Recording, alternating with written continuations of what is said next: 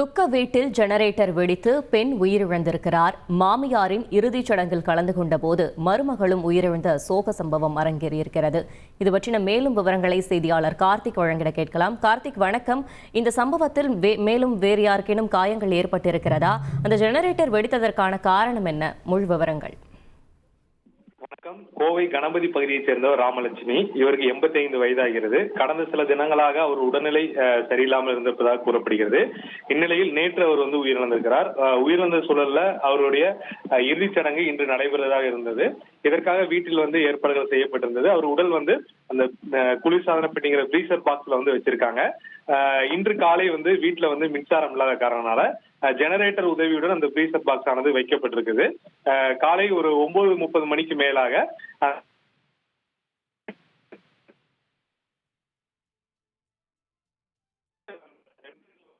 தகவல்களுக்கு நன்றி கார்த்திக். துக்க வீட்டில் ஜெனரேட்டர் வெடித்து பெண் உயிரிழந்திருக்கிறார். கோவையில் துக்க வீட்டில் ஜெனரேட்டர் வெடித்து பெண் ஒருவர் உயிரிழந்திருக்கிறார். மாமியாரின் இறுதி சடங்கில் கலந்து கொண்ட போது மருமகளும் உயிரிழந்த சோக சம்பவம் அரங்கேறியிருக்கிறது. ஓடிக்கொண்டிருந்த ஜெனரேட்டரில் பெட்ரோல் ஊற்றிய போது தீ விபத்து ஏற்பட்டதாக தகவல் வெளியாகியிருக்கிறது.